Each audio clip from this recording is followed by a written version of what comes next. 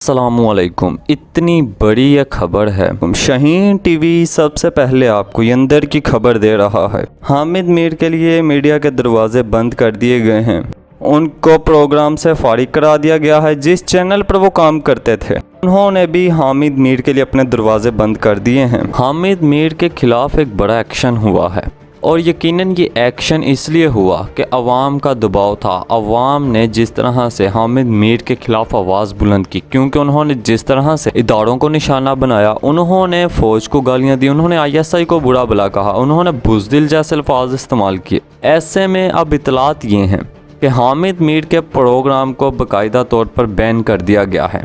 جس T V channel پر وہ کام کرتے تھے اب انہیں وہاں سے فارغ کرا دیا گیا ہے۔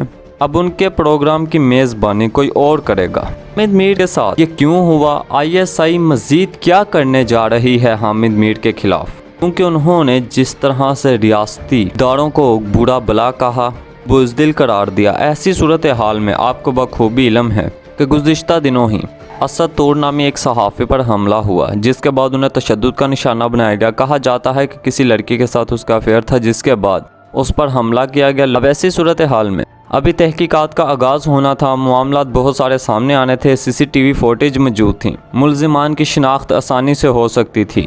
ایک بڑے عہدے پر فائز پولیس آفیسر کو اس حوالے سے تحقیقات کا حکم بھی دیا گیا، لیکن اس کے باوجود رپورٹ آنے سے قبل ہی، تحقیقات مکمل ہونے سے پہلے ہی ملکی اداروں اور فوج پر اور ISI پر اس حوالے سے الزامات عائد کر دیے گئے کہ آپ نے یہ حملہ کروایا ہے، جس کے بعد حامد میر صاحب نے اتنی سخت زبان کا استعمال کیا، اور جسے میں بدتمیزی ہی تصور کروں گا۔ پھر وہ ماضی میں چلے گئے، جنرل رانی کے قصے بیان کرنے لگے۔ ایسی صورتحال میں ISI نے باقاعدہ طور پر حکومت اور ISI کے درمیان ایک رابطہ ہوا جو بہت ہی اعلیٰ سطح کا رابطہ تھا۔ اس میں ISI نے باقاعدہ طور پر موقف اختیار کیا کہ اس صحافی پر جو تشدد ہوا ہے اسے کچھ لینا دینا نہیں ہے، معاملات کی تحقیقات ہونی چاہیے، ہم بھی یہی چاہتے ہیں۔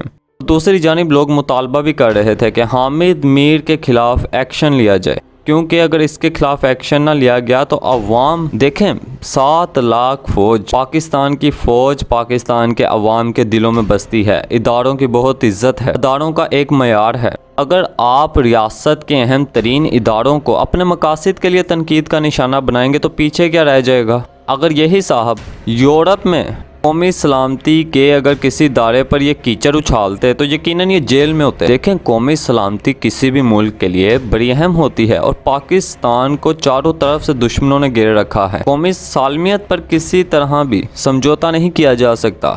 اسی صورتحال میں ابھی میں آپ کو بتا رہا ہوں کہ معاملات کی تحقیقات ہو رہی تھی، یہ معاملہ بیٹھ کر بھی حل ہو سکتا تھا اگر یہ واضح نہیں تھا کہ حملہ کس نے کیا، تو حامد میر صاحب نے کس بنیاد پر اتنی سخت زبان استعمال کی فوج کے خلاف اور اداروں کے خلاف۔ اور یہاں حیران کن بات یہ بھی ہے، اسد طور نامی صحافی جو کہ صحافت کے اندر موجود لوگ اس شخص کو بدتمیز قرار دیتے ہیں، وہ کہتے ہیں یہ ایک 3rd کلاس انسان ہے، اتنی گری ہوئی زبان کا استعمال کرتا ہے، جمہوریت کا چیمپئن بنا پھرتا ہے، اس کی زبان سے کوئی بھی دوسرا انسان محفوظ نہیں ہے، وہ ہر ایک پر تنقید کرتا ہے، بے فضول قسم کی تنقید۔ اب جب اندر موجود صحافی اس کے بارے میں یہ تصورات رکھتے ہیں تو آپ سوچیں اس انسان کا لیول کیا ہو۔ اور اب حامد میر صاحب اس کے ساتھ یکجہتی کرنے گئے، ٹھیک ہے اب جائیے، پریس کلب کے باہر آپ احتجاج کر رہے تھے، آپ کریں، آپ کو احتجاج کرنے سے کس نے روکا ہے؟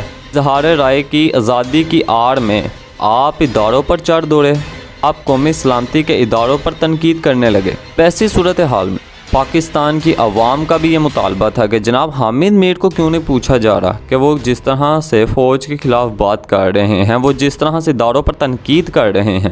تو اب اسد طور جب وہاں پر ان کے معاملے پر بھی آتا ہوں، اسد طور جب ان پر تشدد ہوا وہ اسپتال گئے، دونوں بازوؤں پر پٹیاں کرا لیں، پھر اس کے بعد اگلے دن پریس کلب کے باہر آئے، تب بھی ان کے بازوؤں پر پٹیاں تھیں، لیکن مریم نواز صاحبہ اور شہباز شریف صاحب اور PDM کے دیگر رہنما جب ان کی رہائش پر تعزیت کے لیے گئے تو ان کے بازو بالکل ٹھیک ہو چکے تھے، 2 دن میں ہی ساری پٹیاں بھی اتر گئیں، ہڈیاں بھی جڑ گئیں ان کی، وہ بالکل اپنے بازوؤں سے حرکت کرتے ہوئے دکھائی دیے۔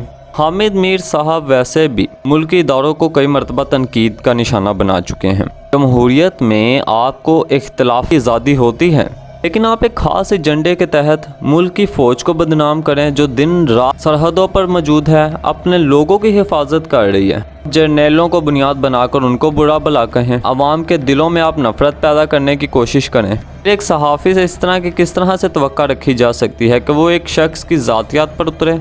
वो फिर जनरल रानी के किस्से बयान करने लगे कि मैं उसको भी जानता था और मैं आज की जनरल रानियों को भी जानता हूँ। फिर वो कहते हैं मेरा वास्ता बड़े बुज़दिल किस्म के दुश्मन से पड़ा है, ये है वो है, और फिर गालियों का भी इस्तेमाल किया गया। तो अब ऐसे में इजहार आज़ादी राय की आड़ में जिस तरह से इदारों पर हमला किया गया वो आपके सामने था। अब लोग सवाल कर रहे थे हामिद मीर के खिलाफ एक्शन क्यों नहीं लिया गया। आखिरकार खदशात पहले भी जाहिर किए जा रहे थे और अब बाकायदा तौर पर मुख्तलिफ ज़राए ने तस्दीक कर दी है कि हामिद मीर प्रोग्राम को बंद कर दिया गया। जिस इदारे में वो काम करते थे उन्होंने उनके लिए दरवाजे बंद कर दिए हैं। अब उनके प्रोग्राम की मेज़बानी कोई और करेगा। और क्या हामिद मीर साहब के खिलाफ मज़ीद भी कार्रवाइयाँ होंगी? क्या उनसे तफ्तीश भी होनी चाहिए? वो किस बुनियाद पर इतना कुछ बोलते हैं? किस बुनियाद पर दूसरे ममालिक में उनके रेफरेंस दे देकर ये पड़ोसी मुल्क भारत में उनका बड़ा चर्चा रहता है, क्यों? ताहम अफवाज पाकिस्तान और तमाम कौमी सालमियत के जो इदारे हैं उन पर बेजा तनकीद इंतहाई अफसोसनाक है। हम हामिद मीर के खिलाफ अब ये बड़ा एक्शन हो चुका है क्योंकि लोग मुतालबा कर रहे हैं कि अब उनको गिरफ्तार भी किया जाए और उनसे इन्वेस्टिगेशन की जाए कि भाई आप ये सब किस बुनियाद पर कह रहे थे। आपने फ़ौज को बुज़दिल करार दे दिया, आपने कहा हमारा वास्ता इनसे पड़ चुका है, ये है। तो ऐसे में सोशल मीडिया पर भी लोगों ने खासी तनकीद की हामिद मीर साहब पर। ताहम ये सारा मामला आपके सामने है।